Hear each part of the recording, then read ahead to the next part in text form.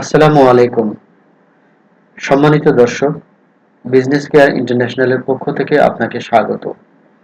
আপনি যদি একটি নতুন ব্যবসা শুরু করতে চান, তাহলে এই ভিডিওটি আপনার জন্যে। ধৈর্য এবং মনোযোগ সহকারে পুরো ভিডিওটি দেখুন। আপনি যদি এই ভিডিওতে বর্ণিত 7টি নির্দেশনা কঠোরভাবে পালন করে ব্যবসা শুরু করতে পারেন, তাহলে অবশ্যই আপনি সফল হবেন, ইনশাআল্লাহ। চলুন তাহলে শুরু করা যাক।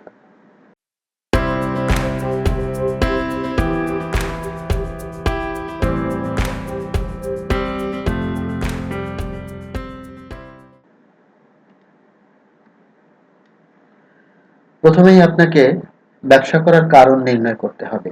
অর্থাৎ আপনি কোন কারণে বা কোন উদ্দেশ্যে ব্যবসা শুরু করতে যাচ্ছেন, সেটা আপনাকে খুঁজে বের করতে হবে। মানুষ বিভিন্ন কারণে ব্যবসা করে। কেউ হয়তো বড় স্বপ্ন পূরণ করবার জন্য ব্যবসা করে, অর্থাৎ সে বিপুল বিত্ত বৈভব বা ধন সম্পদের মালিক হতে চায়, তাই সে ব্যবসা করে। আবার কেউ বা স্বাধীনভাবে কাজ করতে পছন্দ করে, তাই সে ব্যবসা করে, অর্থাৎ ব্যবসাকে সে ভালোবাসে। অনেকে চাকরি না পেয়ে অথবা ভালো চাকরি না পেয়ে ব্যবসা করে। এক্ষেত্রে সে বাধ্য হয়ে ব্যবসাটা করছে, ব্যবসাকে সে ভালোবাসছে না।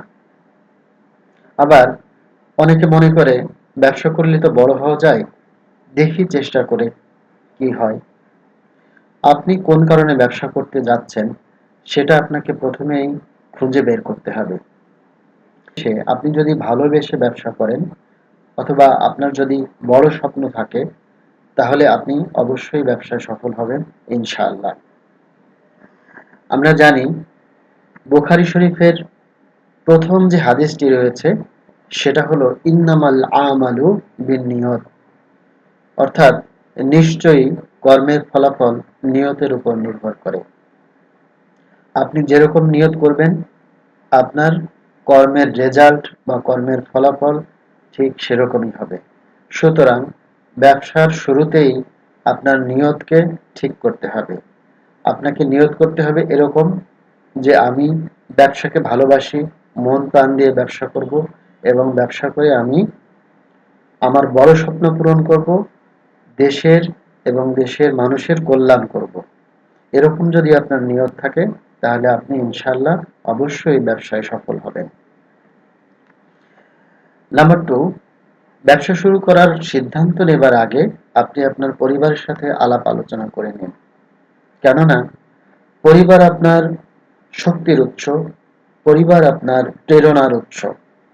আপনি যদি পরিবার থেকে সহযোগিতা না পান বা পরিবারের মানুষ যদি আপনাকে ব্যবসা করার ক্ষেত্রে সহযোগিতা, সমর্থন ইত্যাদি না দেয়, তাহলে আপনি ব্যবসা করতে পারবেন না বা ব্যবসা করতে গেলেও আপনার জন্য কাজ চালিয়ে নেওয়া খুব কষ্ট হয়ে যাবে। এক্ষেত্রে আপনাকে ভাবতে হবে যে আপনার পরিবারে গুরুত্বপূর্ণ ব্যক্তি কে আছেন। মা, বাবা, ভাই, বোন, স্ত্রী, সন্তান যারাই আছেন, আপনার ব্যবসা করার সিদ্ধান্তের ক্ষেত্রে মতামত রাখবেন। আপনি তাদের সবার সাথে আলাপ আলোচনা করে তারপর ব্যবসা করার সিদ্ধান্ত নিন।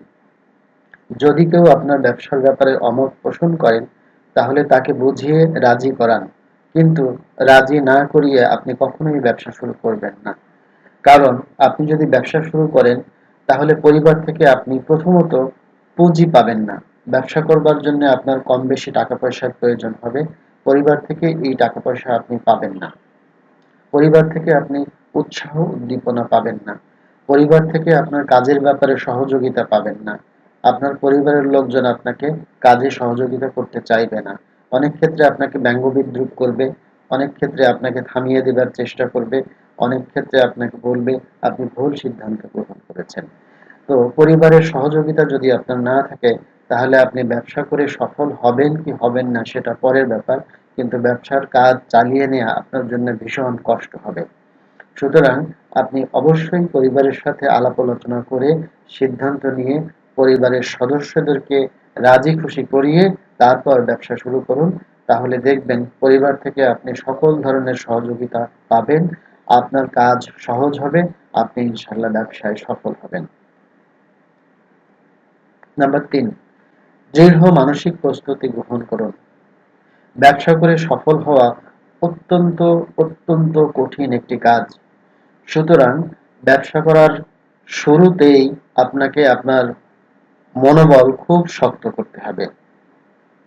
আপনাকে এক্ষেত্রে সবসময় ইতিবাচক চিন্তা করতে হবে, নেতিবাচক চিন্তা করলে হবে না। অর্থাৎ আপনি সবসময় পজিটিভ চিন্তা করবেন। আপনি ভাববেন যে আমি একটি মহৎ উদ্দেশ্য নিয়ে ব্যবসা করতে শুরু করেছি।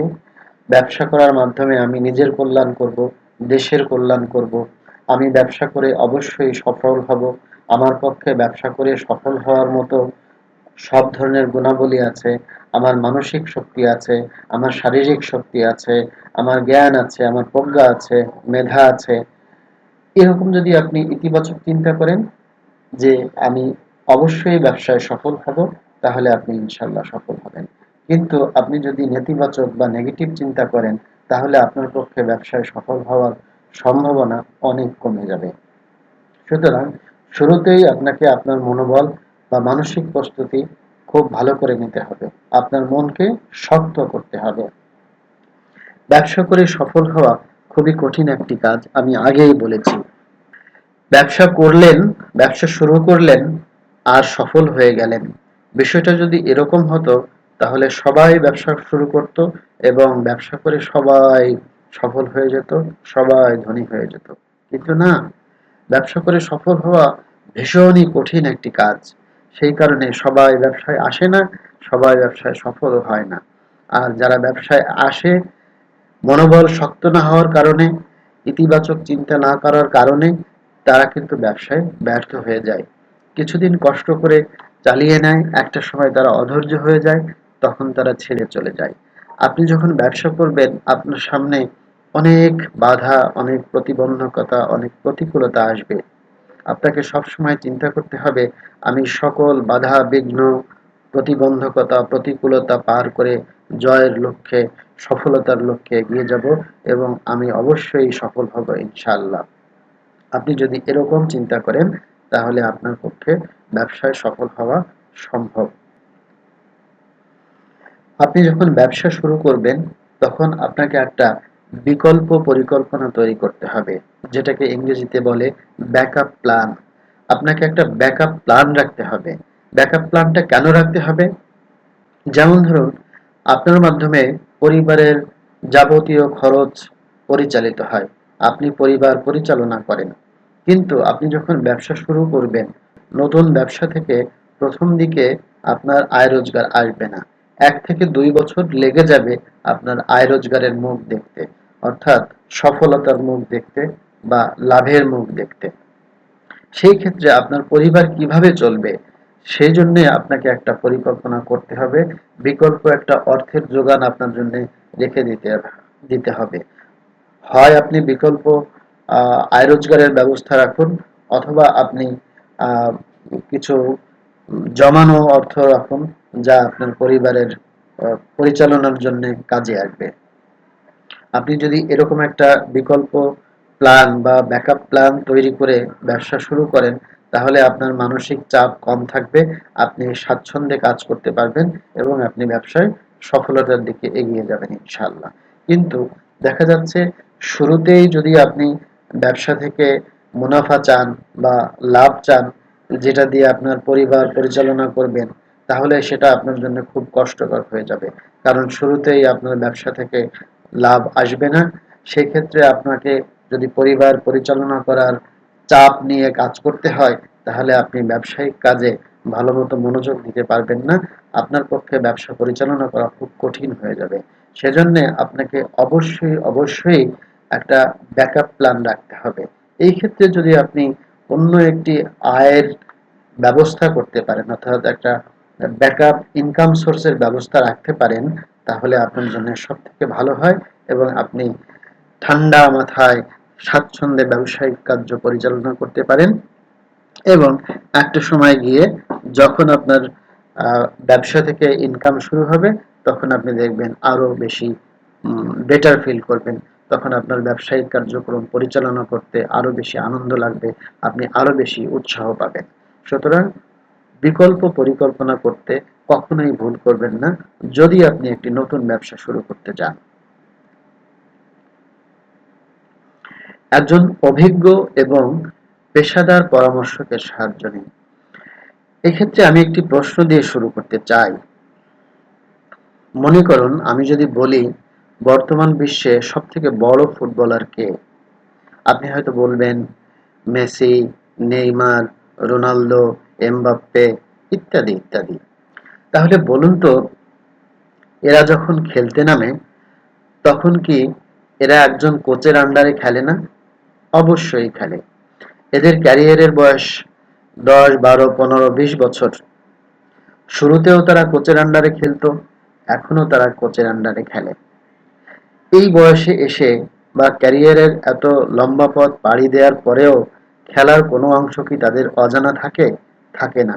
তারা সবকিছুই জানেন, সবকিছুই বোঝেন, তারপরেও কিন্তু তারা কোচের আন্ডারে খেলেন। কেন? কারণ একজন খেলোয়াড়ের দৃষ্টিভঙ্গি এবং আরেকজন কোচের দৃষ্টিভঙ্গি কখনোই এক নয়। খেলোয়াড় খেলেন তার মনের মতো করে এবং কোচ পরামর্শ দেন তার মতো করে। এই কারণে অবশ্যই একজন কোচের প্রয়োজন হয় এবং অবশ্যই তারা কোচের আন্ডারে সবসময় খেলেন। এমন একটি ম্যাচও নেই যা তারা কোচের আন্ডারে খেলেনি।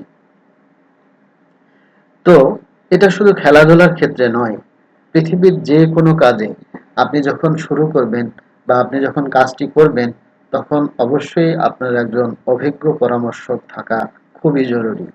ওই পরামর্শক সবসময় আপনাকে পর্যবেক্ষণ করবেন এবং আপনার ভুল ত্রুটি ধরিয়ে দেবেন, আর সাথে সাথে কিভাবে আপনি সঠিক পথে এগোতে পারবেন বা সঠিক সিদ্ধান্ত নিতে পারবেন সেটা তিনি বলে দেবেন। আমরা আমাদের অভিজ্ঞতা থেকে দেখেছি আমাদের দেশে যারা নতুন ব্যবসা শুরু করেন তারা এই একটি কাজে খুবই অনীহা প্রকাশ করেন। তারা কখনোই কনসালটেন্টের পরামর্শ নিতে চান না, কনসালটেন্টকে টাকা পয়সা দিতে চান না। তারা মনে করেন যে এটা একটা বাড়তি খরচ, এটা একটা অপচয়। এরকম অনেক জায়গায় দেখেছি যে কোনো কাগজপত্র তৈরি করতে গিয়ে জটিলতার সম্মুখীন হচ্ছি বা কোনো সমস্যা হচ্ছে, নতুন উদ্যোক্তা সেই ক্ষেত্রে বলেন প্রয়োজন হলে 10,000, 20,000 টাকা ঘুষ দিয়ে কাগজটা করিয়ে আনার ব্যবস্থা করুন। আমরা সেরকমই করি বা সেরকম করতে চেষ্টা করি। তো একটা কাগজ দ্রুত করিয়ে আনার জন্যে টাকা খরচ করতে তারা রাজি থাকেন, কিন্তু একজন পরামর্শককে টাকা দিতে তারা রাজি থাকেন না। কেননা তারা মনে করেন যে পরামর্শককে টাকা দেওয়া একটা অপচয় ছাড়া আর কিছুই না। আমাদের দেশে এরকম একটা আহ, সংস্কৃতি বা একটা রেওয়াজ প্রচলিত আছে, কিন্তু উন্নত বিশ্বে ব্যবসা তো দূরের কথা, যে কোনো গুরুত্বপূর্ণ কাজ করতে গেলে তারা সবসময় অভিজ্ঞ লোকের বা পেশাদার লোকের পরামর্শ নেয়। যারা নতুন ব্যবসা শুরু করেন তারা এই কাজটি কখনোই করতে চান না, কনসালটেন্টের পরামর্শ নিতে চান না। তারা মনে করেন তারা নিজেরাই ভালো পারেন, নিজেরাই ভালো বোঝেন।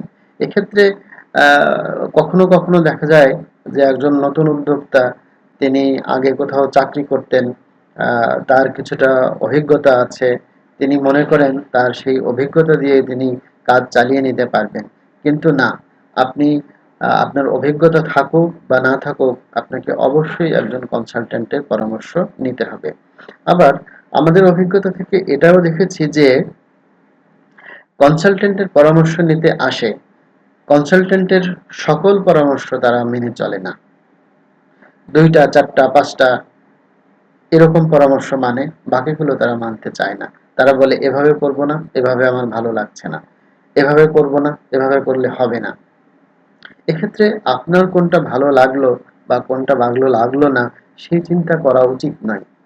আপনার কনসালটেন্ট আপনাকে যেই পরামর্শ দেবেন সেটা আপনার ভালোর জন্যই পরামর্শ দেবেন। একজন শিক্ষকের ছাত্র পরীক্ষায় যদি ভালো ফল করে তাহলে শিক্ষকের যেমন সুনাম, একজন কনসালটেন্টের আন্ডারে আপনি ব্যবসা করতে এসে ব্যবসায় সফল হলে কনসালটেন্টেরও সুনাম। সুতরাং আপনার কনসালটেন্ট অবশ্যই আপনাকে সবসময় ভালো পরামর্শ দেবেন যাতে আপনি ব্যবসা করে সফল হতে পারেন। সুতরাং ব্যবসার ক্ষেত্রে আপনি অবশ্যই সবসময় আপনার কনসালটেন্টের পরামর্শ মেনে কাজ করবেন। এক্ষেত্রে কোরআনের একটি আয়াত রয়েছে, সূরা জুমারের ৯ নম্বর আয়াত। এই আয়াতে বলা হয়েছে, ইন্নামা ইয়াতাযাক্কারু উলুল আলবাব, অর্থাৎ কেবলমাত্র জ্ঞানী ব্যক্তিরাই উপদেশ গ্রহণ করে। অর্থাৎ আপনি যদি একজন কনসালটেন্ট নিয়োগ করেন এবং কনসালটেন্টের পরামর্শ বা উপদেশ মতো কাজ করেন, তাহলে কোরআনের ভাষ্য মতে আপনি একজন জ্ঞানী মানুষ।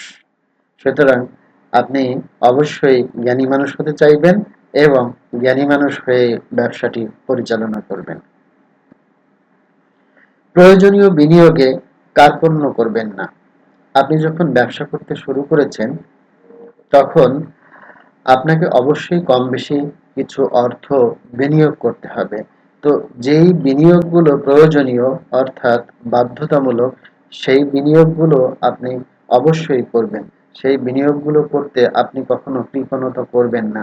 যদি কৃপণতা করেন, তাহলে সেক্ষেত্রে আপনার সমস্যা হবে। যেমন ধরুন, অনেকে বলে যে ব্যবসা শুরু করি ট্রেড লাইসেন্স দিয়ে, যদি ব্যবসায় সফল হই তারপরে কোম্পানি রেজিস্ট্রেশন করব, আগে থেকে কোম্পানি রেজিস্ট্রেশন করব না। আপনি যদি এরকম বলেন যে ফল হলে গাছ লাগাবো, ফল না হলে গাছ লাগাবো না, বিষয়টা তাহলে কিরকম হয়ে যায়? আপনাকে আগে গাছ লাগাতে হবে, তারপরে ফল হবে। আবার দেখা যায় আপনার একটু ওয়েবসাইট লাগবে, আপনি বলছেন এটা এখন করব না, এটা ছাড়া করি, পরে করব। আপনার একটি কোম্পানি প্রোফাইল লাগবে, আপনি বলছেন যে এটা দরকার নেই, পরে করব। এরকম অনেক ধরনের বিষয় আসবে যেগুলো আপনার জন্য বাধ্যতামূলক বা আপনাকে অবশ্যই করতে হবে, কিন্তু আপনি সেটা করতে চাইবেন না। যদি আপনি করতে না চান, তাহলে সেটা আপনার ভুল হবে। এগুলো আপনার বিনিয়োগ এবং প্রয়োজনীয় বিনিয়োগ। বিনিয়োগের ক্ষেত্রে অনেকে মনে করেন যে পণ্য তৈরি করা বা পণ্য তৈরি করার সাথে সম্পৃক্ত যে খরচগুলো, ওই খরচগুলোই কেবল বিনিয়োগ। কিন্তু না, আপনি আপনার ব্যবসায়িক পারপাজে যদি এক কাপ চাও খান, তাহলে সেটাও একটা বিনিয়োগ। আপনার ব্যবসায়িক প্রয়োজনে আপনি যে সমস্ত কাগজপত্র তৈরি করছেন, সেটাও আপনার বিনিয়োগ। ব্যবসার জন্যে আপনি যা যা করবেন, সবকিছুই বিনিয়োগের মধ্যে পড়বে। সুতরাং আপনি বিনিয়োগটা সবসময় এভাবেই কল্পনা করবেন। আর প্রয়োজনীয় বিনিয়োগ করতে কখনো কার্পণ্য করবেন না।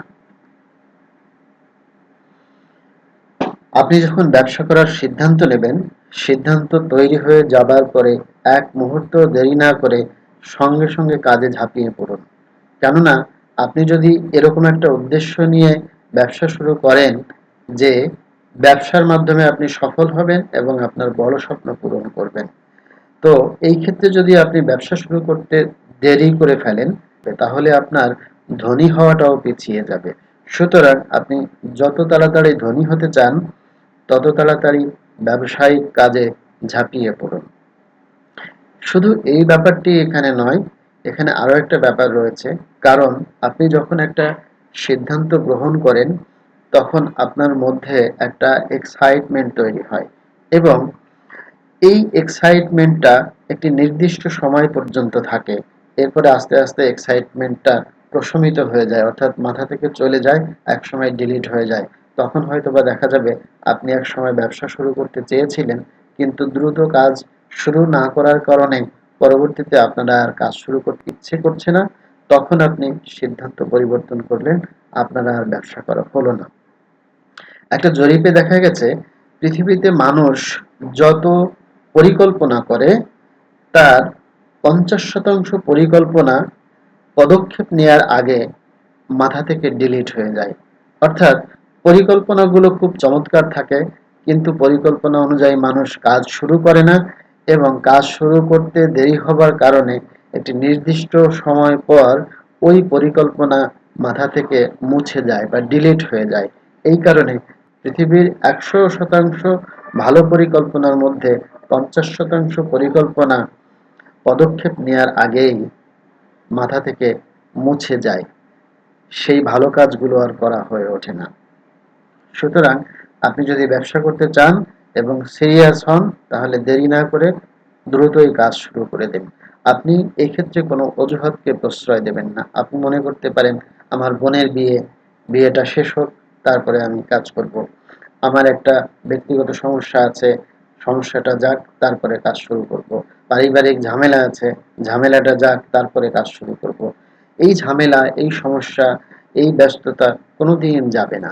মানুষ যতদিন বেঁচে থাকে ততদিন তার ঝামেলা থাকে, ততদিন তার সমস্যা থাকে। এই সমস্যার মধ্যে দিয়ে মানুষকে এগিয়ে যেতে হয়।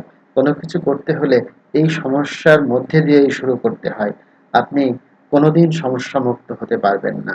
যেদিন আপনি সমস্যামুক্ত হবেন সেদিন আপনি দুনিয়া থেকে চলে যাবেন। অর্থাৎ সমস্যা মুক্তির একমাত্র পথ হলো মৃত্যু। মৃত্যু ব্যতীত মানুষকে কখনো সমস্যামুক্ত হতে দেখা যায় না। অর্থাৎ আমরা যখনই ব্যবসা করার সিদ্ধান্ত নেব তখন সমস্যার কথা চিন্তা না করে, অজুহাতের কথা চিন্তা না করে, যখন চিন্তা করব ব্যবসা করব তখনই আমাদেরকে কাজে ঝাঁপিয়ে পড়তে হবে। এক্ষেত্রে আমরা দুইজন মনীষীর দুইটি গুরুত্বপূর্ণ কথা শুনব। আরিন কাইল বলেছেন, don't wait for the perfect moment, take a moment and make it perfect. অর্থাৎ উপযুক্ত মুহূর্ত বা উপযুক্ত সময়ের জন্য অপেক্ষা করবেন না। যে কোনো একটি সময়কে বেছে নিন এবং এটাকেই উপযুক্ত করে তুলুন। আর্থার অ্যাশে বলেছেন, start where you are, use what you have, do what you can. অর্থাৎ আপনি যেখানে আছেন সেখান থেকে শুরু করুন। আপনার যা আছে তাই দিয়ে শুরু করুন। আপনি যা পারেন তাই করুন, কিন্তু বসে থাকবেন না। যদি বসে থাকেন তাহলে আপনার কাজ শুরু করা হবে না, আর যে কাজ শুরু হয় না সে কাজের কোনো ফলও আসে না। একটি কাজ যখন আপনি শুরু করবেন তখন সেই কাজের একটা না একটা রেজাল্ট আসবে, ভালো হোক মন্দ হোক একটা রেজাল্ট আসবে। সুতরাং রেজাল্ট আনতে হলে আপনাকে কিন্তু কাজটা শুরু করতে হবে। তাই যখন ব্যবসা করার সিদ্ধান্ত নেবেন এক মুহূর্ত দেরি না করে দ্রুত কাজে নেমে পড়ুন এবং কঠোর পরিশ্রম করতে শুরু করুন। সফলতার কথা চিন্তা না করে আপনি শুধু কাজ করে যান, দেখবেন সাফল্য আপনার হাতে এসে ধরা দেবে ইনশাআল্লাহ। প্রিয় দর্শক, এই ভিডিওটি আপনার কেমন লাগলো কমেন্টের মাধ্যমে তা জানাতে ভুলবেন না। কারণ আমরা আপনাদের জন্য কষ্ট করে ভিডিও বানাই।